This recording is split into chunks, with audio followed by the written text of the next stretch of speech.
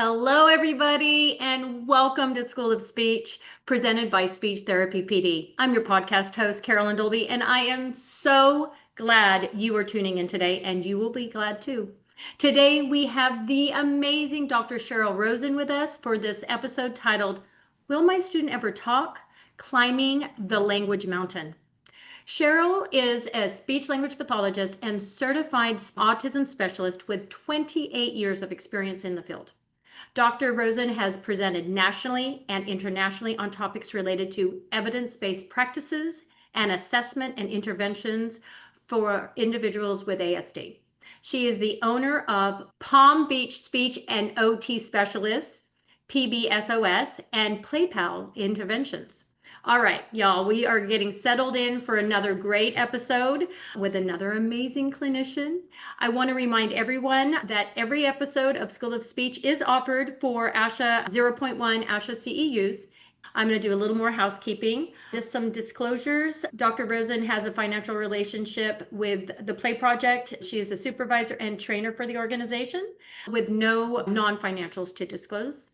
For me, I am a salaried employee for Portland Public Schools, and I do receive compensation from Speech Therapy PD for hosting School of Speech.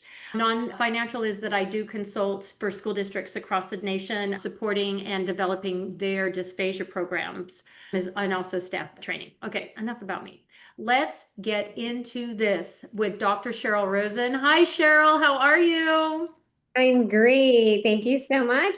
Thanks for having Oh, me on to that tonight. yeah, absolutely. I'm looking, we've got a lot of Jersey in the house, California, and we're coastal. We are bi-coastal. We've got, oh, hi everyone. I love this. I love this. All right. Well, I have been looking forward to this because I just think this topic just hits a lot of us, and I think we all agree. But I want to know, if you don't mind sharing your journey, what what really fuels your passion? How did you decide, or how did it decide you to be focusing and supporting families with autistic children? How did you get to be you? Yeah. So yes, I'm a speech language pathologist. And, back in the day when I first started off in this field, I was the newbie working in an outpatient rehab facility in Michigan. That's where I'm originally from. I live in Florida now. But at that time, it was, the early to mid 90s. And that's when autism really started to come forefront into everybody's mind. And so that's when the DSM had changed. It was the DSM-4, and there was new criteria for autism. And really at that point, it was still like 1 in 10,000, but we seemed to get a lot of children at our facility back, where I was working at this outpatient facility. And, not that people didn't want to work with them, but because I was the newbie, I was assigned all of these new students and Hmm. autism. And I was, a new grad. So for me, it was pretty overwhelming just to be new. But I really took, a liking and found that I could create connection with these children very easily, where a lot of the other therapists didn't feel that way. And so I just really, became passionate about helping them. And so I decided that I was going to go back to school to get my PhD and specialize solely in autism. So I could be in Wow. the forefront of treating these individuals and using evidence-based practices and wanting to really understand, how to work with them in ways that would be beneficial and not trying to just, wing it all the time. So I was really fortunate at that time because the school I was in was coming out of moratorium for their PhD. So basically I got to like create my own course study, and I got to look through the course catalog and pick courses that related to autism across every discipline you can name. So not only speech, but in pharmacology, in medicine, in social work, in psychology, in everything that had to do with autism. I would look through the course catalog and find something that applied, and I got to take courses to learn about autism more holistically and from so many different professional perspectives. And I was just hooked. And after that, I was like, this is my passion. These are my people. This is where I want to be. And I just can, like I said, connect really well. And I don't feel that there's many individuals with autism that I can't connect with in some way. And that's what just drives me and makes me feel like I want to keep working and helping and doing, this type of work with these individuals. That is spectacular. And I'm going to say fascinating that you basically got to pick your own. Who gets to do that? I mean, Yeah, if lucky. you're like, I do. Sheryl Rosin gets to do that. That's who gets to do this. That is amazing. And I mean, if that doesn't tell you you're on the right path and you're doing what you're supposed to do, oh my gosh, incredible. Thank you so much for sharing that. And I think that was really inspiring for us. So I think we're all here. We have that question and we're going to ask it. Will my child ever talk? Yeah, and it's a question that I get, in my practice daily, multiple times a day. And so that's was really the precipice for like why I wanted to do a talk like this, because I found that when I'm sitting with families, especially in the beginning, I didn't really have those answers. And I still, I don't have a crystal ball and I can't Mm. say what the future holds. But from evidence and from doing this long enough and from my personal and professional practice experience, I feel like there is a way to talk about this that's evidence-based, it's rooted in science, and that helps parents understand that, yes, will my child ever talk or, speak, especially in those non-speaking individuals, that there's a really good chance that they will if we believe in the process. And the process is very specific that, we will talk about. And I've seen it work over and over and over again because we presume competence from the get-go. We presume that these students will talk and we will help to get them there in whatever way that is possible. And non-speaking individuals may not have verbal output, but they can still talk in variety of ways. And so we want to help parents understand, if there is a lot of, output and verbal communication going on, that's great, but there's also other ways where we can talk and we will communicate, and that will happen through this process. But you have to trust in it and you have to believe in it and you have to, really convince parents sometimes of the way that I feel is most successful in getting children on the autism spectrum to talk, because it's like I said, tried and true. I've seen it work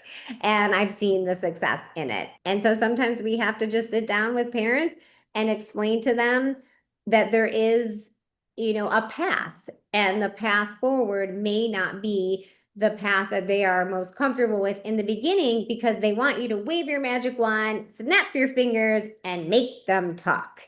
And that's really not how this works. As much as Mhm. it's my biggest wish too. I'm a speech language pathologist. I want the child to talk. But we have to get there in ways that honor and respect the child for who they are and meet them where they're at. And I we love have to this. move from a bottom up approach and scaffold their learning so that we can build the foundation for what is true and real communication, and not just try to have the child work from a top down approach, which is not very communicative. It may be parroting or echoing or teaching a child to imitate, but those aren't always the foundation for true back and forth successful communication. Oh, I'm literally on the edge of my seat right now, and my next question is, okay, start us at the beginning. Let's build that foundation. What is the first, I know probably maybe I'm jumping ahead just a moment about asking when if you could give us some words of like what is something you might start with a parent that says, will my child ever talk? Just to give us just a script, just to get us started on like what would be a good first thing to say. Yeah. So when I use a developmental relationship based model in my practice. So with that being said, the way that I talk to parents about their child's, communication and answering that question, will my child ever talk? I always say, most likely, they Oh, will. yeah. So I do say, yes, most likely your child will talk. but I want you to be able to trust in this process. And the first, and most important thing is for us to build connection. That's where we start. And I tell that to the parent that your child has to trust me. They have to trust you. We have to work together.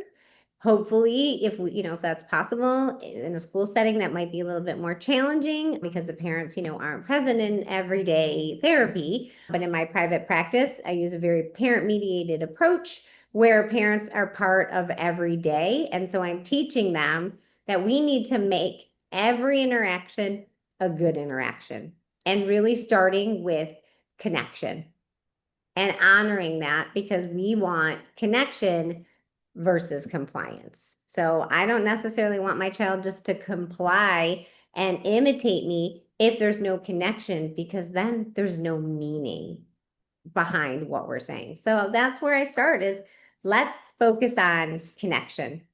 Let's just pretend our brain fell out of our head and forget all the ways that you work or interact with your child right now. And I'm going to help you think about a different way to communicate with your child. And that way starts with really finding out what is the child's interest.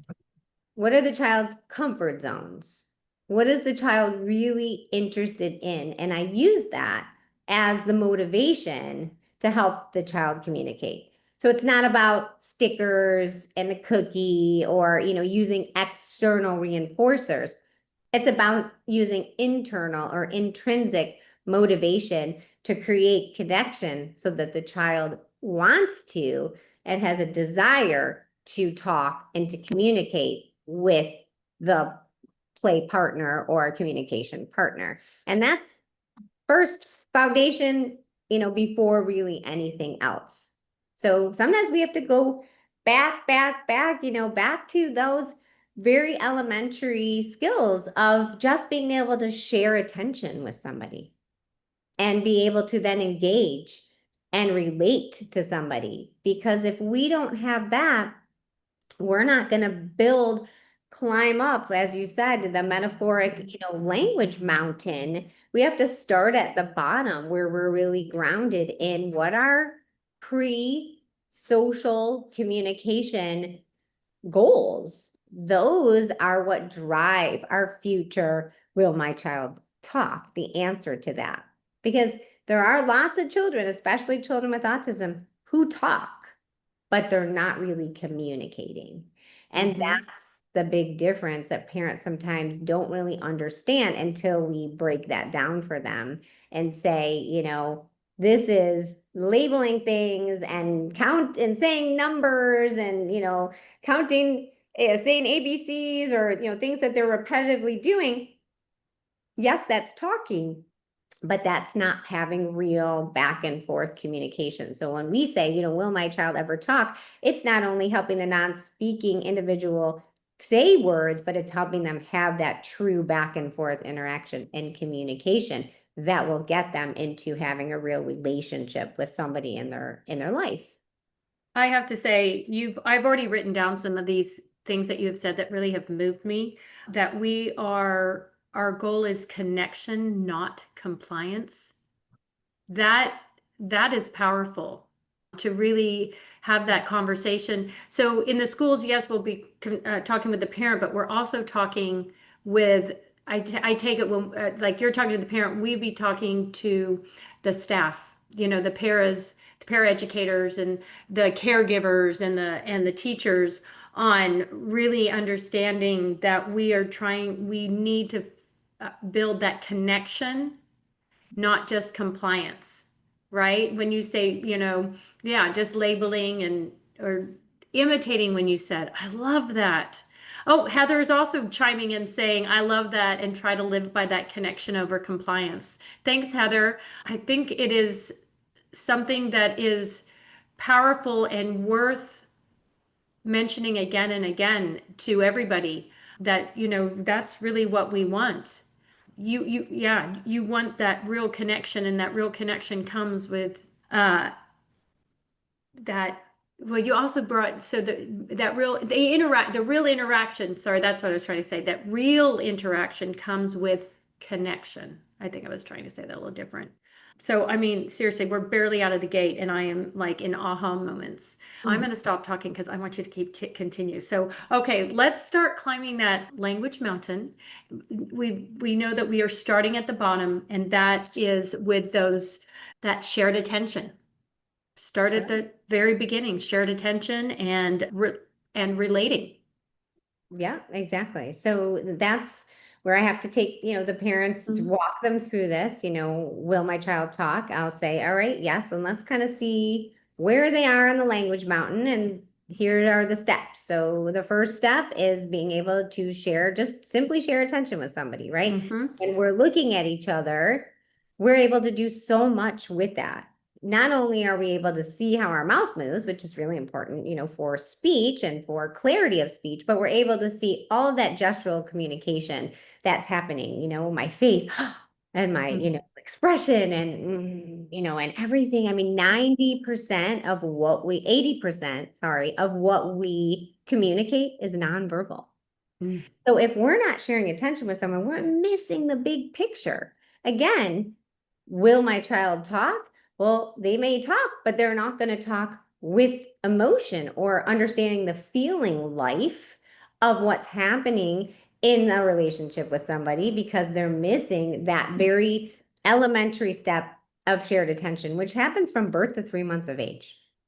Wow. So when we think about that, how early shared attention happens, and we have our students with autism who are, not able to share attention with us into elementary school, we have a big hole in their Mhm. foundational development. And that's where how we have to go backwards, and we have to really work on that first before anything else. Because if they're not sharing attention with us, then, like I said, they're missing those key features of communication, but then they're not able to engage and relate to us. They might be able to engage, but they're not really relating to us because they're not looking at us. So yeah, things like, trying to help them to do that. And how do we work on getting, shared attention or gaze shift or joint attention? We are going to make ourselves look so exciting, so dynamic that, we're going to do it all through play and having fun. Because if we're not having fun, we're not doing it right. And that's the point of this, is that children should want to be with you. You want to build that connection with them so you can help move them up that language mountain. If I have to stand on my head, I'll stand on my head. If I have to sing silly songs and jump up and down and, do whatever that is that they like, I've got to be that visually powerful force in the beginning if the child is having a hard time sharing attention with me, because that is going to help them connect to then go to engagement and relating, so that then we can go to the next step, which is two-way back and forth communication. So now I understand, I'm looking at you, I'm engaging with you, and I can have that ping ponging, that back and forth interaction with gestures, pointing, showing, giving, looking, smiling, nodding my head, Mhm. right? I've got real communication. I am now talking to you through my gestural communication. And that is also very, very important. And students on the autism spectrum often do not use gestural communication. They are not pointing, they are not showing, they are not giving, they are not looking. And again, missing big parts of two-way back and forth interaction. And that's what it takes to be in a relationship with somebody and to communicate with somebody, is you have to have a responsive communication partner who is ping-ponging with you. It's not one-sided, and speech doesn't occur in a vacuum. It happens out in the real world. And so when we help teach parents this, or we help teach paras, or we help teach, educators how to have that connection with their student, it changes everything, because the student's view of the world goes from down here to, oh, now I see you. Now I like you. Now I want to have back and forth interaction with you, because this is fun and it's meaningful and it makes sense. And I want to talk to you because you have honored and respected me for who I am, and you have motivated me by my interests, which may be, singing and dancing or playing, with very preferred comfort zone items, which are toys that they might really like. And we're going to meet them there with those and get them to engage with us with those things, not as a reinforcer, like, oh, you don't get this unless you Oh, talk to me, yeah. but we're going to join them in that. So if they just like driving cars and throwing them off the table, well, guess what? We're going to drive those cars and throw them off the table first in order to get that child to understand that you're connecting with them and you're doing what it is they love. And Mhm. you do what the child loves being with you. The child's love of others is others doing what the child loves. So it's as simple as that. You've created that connection. The child loves to be with you, interact with you, talk with you down the road. So we've covered, the first steps up that language mountain is shared attention, engagement in relationships, and then building two-way back and forth communication with gestures. And then you can move to expressive communication.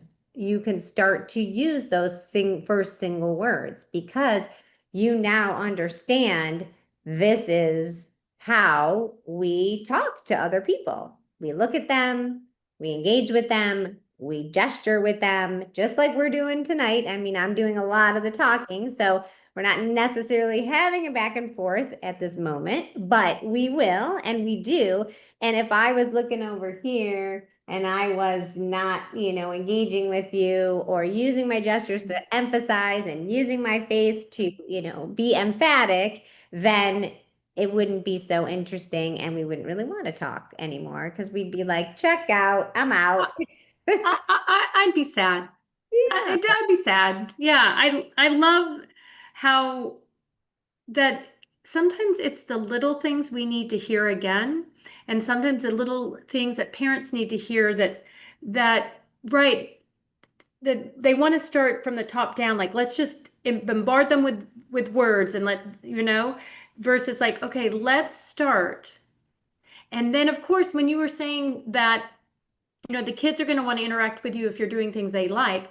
Well, that's human nature for all of us. I mean, don't we kind of gravitate towards people that like the same things we do? I miss my early morning walker. I've moved, and so I became friends with a woman who also wanted to get up at 10 minutes to 5 a.m. So 4:50 in the morning, ladies and gentlemen.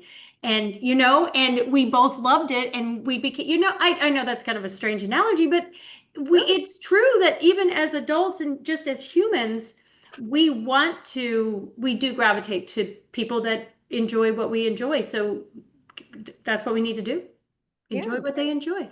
Yeah. And that's why I know I say a lot of times, when I sit down in that initial conversation and I say, you already have your dance with your child, and it's not that's the wrong dance, but let me teach you a different dance because this dance may be, a dance that's going to help get better, foundational skills, that back and forth, that connection and that engagement so that the child and you have a different relationship than what you're used to. Or even, therapists, especially, I was a professor, I've done, a lot of mentoring young students and, training parents, and it seems so simple what I'm talking about, right? It seems like, why is this so mind blowing? And really is because, a parent gets that diagnosis for their child of having autism and they go into full throttle of, I need to fix them. I need to cure Mhm. them. I need to, do this. And so they're not doing it to, make things more difficult for their child, but they want them to talk. And so they just start, drilling them and skilling them and doing, things that are really not so functional for communication that actually makes communication go in the opposite direction. Because if you're working with a child and you're, trying to say this, say that, trying to get them to imitate you at all costs, it's really, at what cost are you doing that? You're losing Sure. a lot of what you want to do. And they're going to say, as soon as you're done with this, I'm out of here. I'm going to go over here and play with the things I like, and I'm not going to want to interact with you. Instead, if Mhm. you go and do the things that they like and meet them where they're at and join them in that, you're going to create an instant connection and then help them move up that language mountain more successfully. So you don't want to bring them over to you. You want to bring them, you want to join them and meet them where they're at least in the beginning. And then as you climb and you become more successful and the child becomes, more successful and more communicative, then the script can flip and you can be more adult directed and you can be much more structured, let's say, instead of child centered, because the child already has the foundation. So they already feel regulated. They're sharing attention with you and they're regulated and ready to engage and relating to you and have that understanding of two-way back and forth communication with gestures so that they can have more complex two-way communication with words and phrases. And, if we have a child who sometimes with autism and other diagnoses have verbal apraxia, which is a motor speech disorder. Most SLPs out there, know what that is. And that's pretty common in individuals with autism. There's motor planning issues. They have apraxia. And so we still need to build these foundational skills. And then if they're not able to motor plan for verbal communication and speech, then we can augment it. And then we can bring in augmentative communication. There is no hierarchy for using augmentative communication, but I will tell you, once you have the foundations and you start climbing the language mountain, the child is just like when they start using verbal speech, it will be much more effective because they understand how to have that back and forth interaction and they want to connect and interact with you. So they have the motivation to use it to communicate with you. So there's always an opportunity for the child to talk no matter what is happening in their brain. Amazing. I love the way that you brought in the term regulation because I think that's a term that parents and staff will understand when, if we're saying we're really wanting to connect, we're wanting shared, joint attention, shared attention, and a two-way interaction. But if we say because this we are working on regulation, I think in the schools we'd be like, yes, yes, yes, yes. That's one of those keywords I think that will be good for school SLPs, saying that the first step is regulation, Mhm. co-regulation even. Yeah, I like the way you brought that in because that resonated with me. So okay, so we've got shared attention, engagement, relatability. Then we're doing that two-way back and forth, communicative intent. And then three, we're getting into expressive.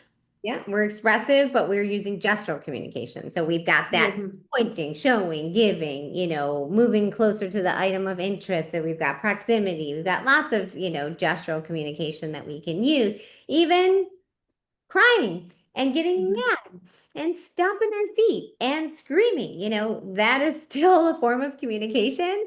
And we know exactly what they're trying to say and what they're trying to, communicate to us through that. And that's okay. And we don't tell them no, and we don't tell them stop it. And we just, acknowledge how they're feeling. And we say, I know this is really hard. You're so sad. This is, you feel like frustrated. We start labeling their emotions early on to work on the feeling life of the child as well. It's this social emotional learning is all part of this piece as well, and trying to build that in so early so that we're honoring again and respecting not all types of communication, right? And so Mhm. the that's part of regulation. There's Mhm. self-regulation and there's mood regulation. So level one, down at that bottom of the mountain, like where shared attention is, that aligns with self-regulation. Mhm. If you aren't feeling regulated in your body so that you can attend and you can interact with somebody, you're derailed right there. And so that happens a lot in schools. Kids are ours, they have to sit in a chair and they have to listen and they have to, comply. And that's really hard if don't have sense, you're not regulated, your senses aren't integrated, and you're not, that's a whole nother topic. Yep. But yes, but if we really take that into consideration, and then that's just where the child isn't ready for that type of really, structured type of intervention. They're trying so hard just to sit in their seat Mhm. that, basically and comply, that they're really not having back and forth communication. So that third level of expressive gestural communication, the next is really actually all about then receptive language is intact at that point, because then the child can follow simple commands and routines. So they can give you things, they can go get things, they can follow Mm. simple directional commands, those kind of things. That's also part of communication and talking to each other, because when we're interacting, there's going to be a lot of things that we may say the child has to understand in order to have a response. So it again just doesn't exist in this vacuum. It Right. encompasses so much more than just imitation. And Right on, right?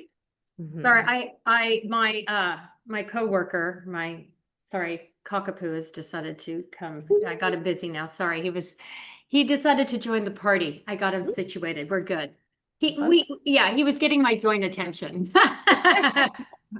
He was stealing your attention He too. was stealing my attention. Exactly. Exactly. He was getting me dysregulated. So let me get back to regulation. There you go.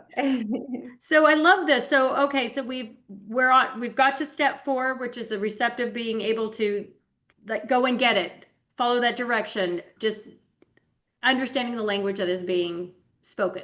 Or not Communicated. even spoke I should not that's what I need to say is I just fell into that trap of spoken. No, communicated that we right like we don't speech doesn't have to be the only way.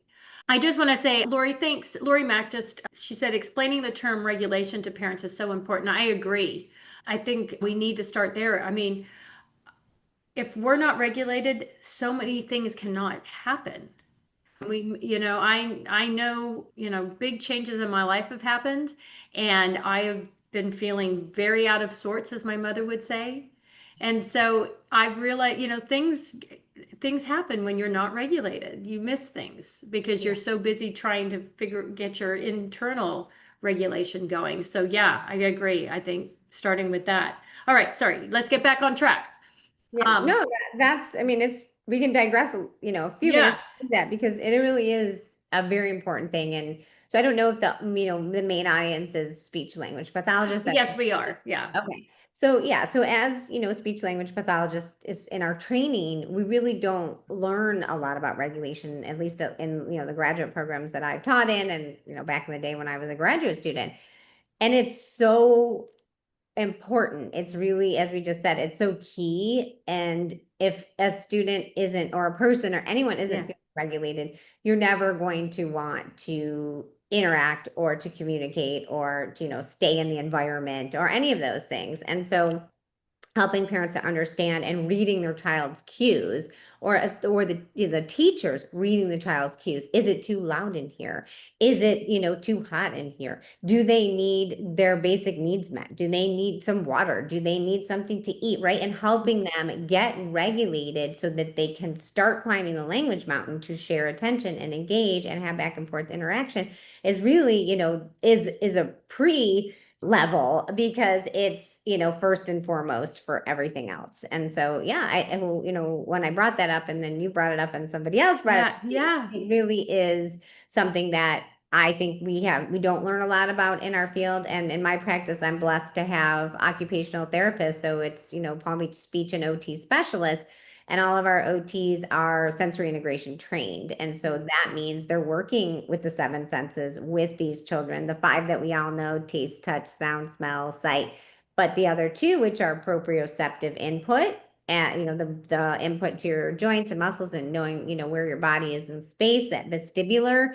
And so a child who needs a lot of vestibular or proprioceptive input is not going to also feel regulated. And then you're stuck there. And that's, where Mhm. again, quote unquote behaviors come in, Right. and people think, the child is being behavioral, and it's not. It's a result of them feeling dysregulated. And so integrating those senses is really important for will my child ever talk? Well, well, I'll tell you, when they feel regulated and when then they can climb the language mountain, they will get there. Mm-hmm.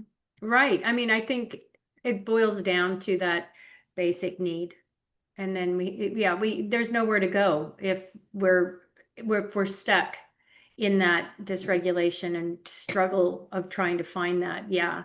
And yeah, Alex, thank you for jumping in, talking about it's important, depending on the age of the child, that sometimes co-regulation is the goal because self-regulation is just not where they are yet. Thank you for bringing that up, especially with students, if we're working with young students or students that are more severely impacted by their disability. Oh, Linda Mack has just jumped in with a good analogy to share. She uses an analogy of a dimmer switch. Some of our kids are always all the way on or all the way off. And Mhm. sometimes just to be too much, which can sometimes be too much. Some of our children and some of us need to find a way to be somewhere in the middle. I love that. As my mother says, even keeled. And Mhm. well, she says it to me because she always says, Carolyn Martha, you are not even keeled. It's true. I'm a big, yeah, I have big feelings. Yeah, I mean, it's really important. They have to be in that what we call the optimal state of arousal. Like Yep. they can't be like over or under Mm-mm. responsive. If they are, then it's going to be challenging. And that's a lot of the work that, I do with parents is just really helping them to understand their child's profile. What is their child's, comfort zones, meaning what do they like? What is their child's, where are they on the language mountain, and what is their sensory profile? Because all of those things, comfort zones, their language mountain profile and their sensory profile all work together simultaneously. And so once parents and teachers or paras or whoever's working with the Mm-hmm. student really understands that big picture and can profile an individual with autism by using these things, you will have a very easy time connecting, a very easy time helping them to be more regulated through co-regulation or just other strategies. And you will help them then have more successful interaction and communication so that the child will talk. And it's really, like I said, it's not a magic pill. It's not a magic wand. It's just knowing that this works, that I've done this for, years and years, that this is based in science. It's developmental relationship based intervention that has, lots of years of practice behind it. And it's a model that one can choose to acquire and to help support these students. I like the fact that you're bringing in OT because in the schools we are just by nature collaborative. We work as a group where, well, a lot of us SLPs feel siloed. I understand, me too. But really reaching out to our OTs for that support to help us understand what the student's sensory profile might be and just help us work with that and give us some, I think, with some support there. Definitely. We do have a question, if that's all right. Nadia's asking, what would you suggest when parents are asking the same question if they're saying when will my child talk, not will Will. they, but when is this going to happen, but maybe there's not really implemented strategies at home, there's not that carryover in the home setting, there are inconsistent attendance, and then in the schools if you're only seeing them one time a week and there's no home carryover and there's inconsistent attendance, what would we do here? Yeah. I mean, That's a that's big one. big question. It's a big, so Yeah.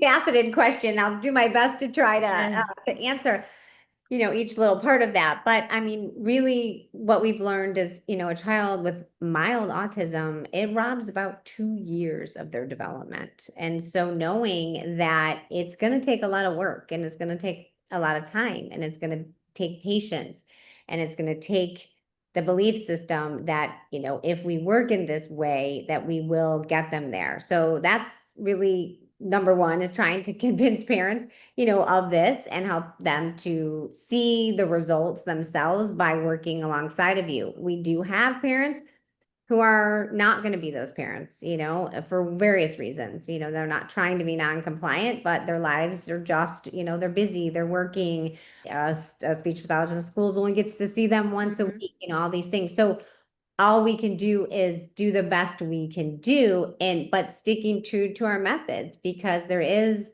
a method to this madness, that even if it takes us twice as much time to get there because we don't have as much access to care, or we're not seeing them as consistently, if we still stay true to this, that developmental trajectory will get there. It's just, I can't tell you when. And I really can't tell you when with any child, because there's slow movers, medium movers, and fast movers. And that's truly the way that this goes. And it's hard to know what the precursors are to some of these, children's success.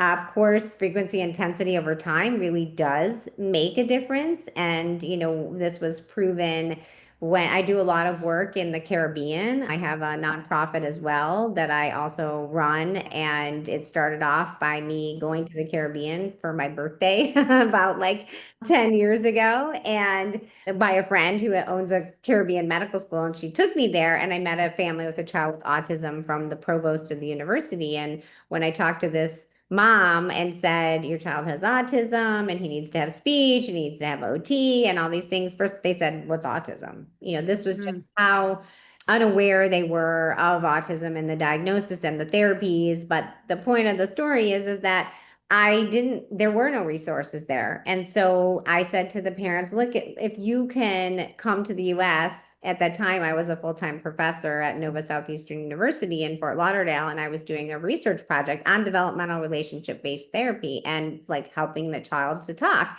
And I said to the parent, here's my card, my business card. And if you can make it to Florida, I'll give you, free therapy, because I had a grant to provide this therapy for the research project. I didn't think I'd ever hear from her again. And she emailed me and said, here's my ticket information. I'll be there next week, and I'm staying for 6 weeks. And I was like, what? Okay. I was a professor and I had graduate students, but what I did is I pulled all the students I could in OT and in speech, and we intensively saw this child for 6 weeks, 3 hours a day, 5 days a week for 6 weeks. He was non-speaking when he arrived. He was speaking in 3 and 4 word phrases when he left, in 6 weeks, using this model, being very true to it, and looking at those 3 things of his profile. What is his unique profile? What is his comfort zones? What is his sensory profile? And what is his functional developmental level, and where is he on that language mountain? So with that being said, is yes, more, isn't always better, but if you are able to do these things and stay true to this, you can get there faster than without those things. So I'm not sure if I really answered your question. What do you do with these parents? There's really not, you can't force people. You can bring them to the water. You can't make them drink, and it's hard as professionals. I've been doing this for almost, 30 years. And it hurts my heart sometimes, because I know if we are working more as a team, we're going to get to the other side a lot faster. But, I still believe in the methods and the principles, and I still work in the same manner, just at a slower pace. And sometimes you might be surprised, and the child, it clicks, and they just don't have to, they don't have a lot of that outside support, which would be great, but it's not always going to happen. And I think it's a good point when someone just jumped in. I don't know why I can't see the name, but I think it's Jennifer. Thank you. Yes, Jennifer said that you really, sometimes part of it is coaching parents on not understanding, but being able to see the small changes and celebrating those small changes and the small progress, because she's saying there's when you're only looking for big changes, you're not going to, it's like not being able to see the forest through the trees, because you're wanting to see, you're looking at the mountain, You look at the top of the mountain. You're top looking of the mountain. top of the mountain, language mountain. You're looking for conversations, you're looking for sentences, but it just maybe not there yet, because you have to start at the bottom. And I like that comment, as well, is because the one thing is, when you are doing parent coaching, which a lot of this is parent coaching, it's parent mediated, you're working with the parent. And when that parent feels that shift in connection, it's like the light bulb goes off and they want more. And they crave that interaction so much now because now they understand how to connect and to interact with their child, which they didn't know how before. And not because they weren't trying, they just didn't have the tools in the toolbox, which is this. And so we're giving them that gift to be able to understand certain ways. It's just small little shifts in the way that they, like I said, pretend your brain fell out of your head, forget all the things that you were doing before. I'm going to teach you a new dance. I'm going to teach you a new way. And there's just this, happiness. And I've seen parents go through this progression of feeling very depressed and very despondent and very sad, with the diagnosis. And also they'll say to me, if I'll say, okay, because at the beginning of the therapy, a lot of times I'll do a baseline video and I'll say, okay, you play with your child how you typically would play with them, and I'm going to videotape it. And then we sit down and we watch it together so we can work on making these changes and helping them see reflectively what they are doing that they could do differently. But when, they're in the beginning, sometimes they'll say, well, I don't know how to play with my child. My child doesn't interact with me. That's why I'm here. And I'm like, okay. So, we kind of know where we are. And those small little changes, as soon as the child shares attention and shifts to the parents, which they never did before, they're like, oh my gosh. And then they want more. And the child wants more. And you create this little monster where the child I actually love it. doesn't leave the parent alone. And now they're like, I can't do the dishes and I can't do the laundry and I can't do the things because the child is constantly coming at me to interact and to talk to me and to interact with Hi, me sweetheart. because, oh, it's cute, dog. Sorry. Yeah. Oh, it's so I cute. need you to sit on down, my friend. Sorry. Share your attention with me. I It gives know he's me. being, yeah, let me give him a treat here. He knows that I brought these in here, so let me just grab him one. But what I wanted to say is like helping the parents see, and when they realize that there's actually communication happening, that's magical. That's Yeah. magical. Yeah. And that's where I say there is no magic wand or magic pill, but I've had, hundreds of parents say, you just wave your magic wand and this happens. And I'm like, Oh, no, I'm like, it's not, I thank you. It's very sweet, but anyone can do it. And that's what I really love about the model is it's like I said, it's about having fun and doing what the child loves. And then the child will love being with you. And that's, helps with regulation, that helps with shared attention, engagement, and two-way communication. And you keep climbing up that language mountain. And so that is how we, get children to talk. And it's a powerful thing and something that I wish all speech language pathologists knew, and hopefully everyone here is really going to, change their viewpoint a little bit and try this. Just simply be with the child and watch the child and observe the child and wait and listen to what it is that they really like and that they're really wanting in that moment. And you can meet them where they're at, and then you become a little snake charmer to woo them into wanting to be with you because you have joined them and they have found connection to you through that. right. Powerful. And I think it's so important to help parents see that, help staff see that, because when you start seeing that little change, it does become huge. So where are we on the steps of our language mountain? So after we have that receptive language, the giving and the getting and the, following simple commands and routines, then we have single words. And then those single words are meaningful. They're not just scripted, imitative, gestalt types of language. They have meaning, and there is back and forth to those, and there's that ping ponging. So I use the analogy of not only climbing the language mountain, but building a house. So we Okay. built the foundation, then the walls are that back and forth ping ponging of expressive language with our, single words and our sentences. And then we get to the top of the language mountain and there's our conversations. And that's when we put the roof on the house or we reach the peak of the mountain. And so they go hand in hand, either building the house, you can use either analogy you want, or climbing the language mountain. they both get you to the point of where you are. And when I talk, if the language mountain analogy doesn't get people, you can use the house. And I'll show them, literally show a parent a picture of two different houses, like the straw house that's fallen apart or the brick house, the three little pigs. And that one's beautiful and it's got a strong foundation, right? When you build a house, you use a strong foundation. Then you put the walls on and then you put the roof on.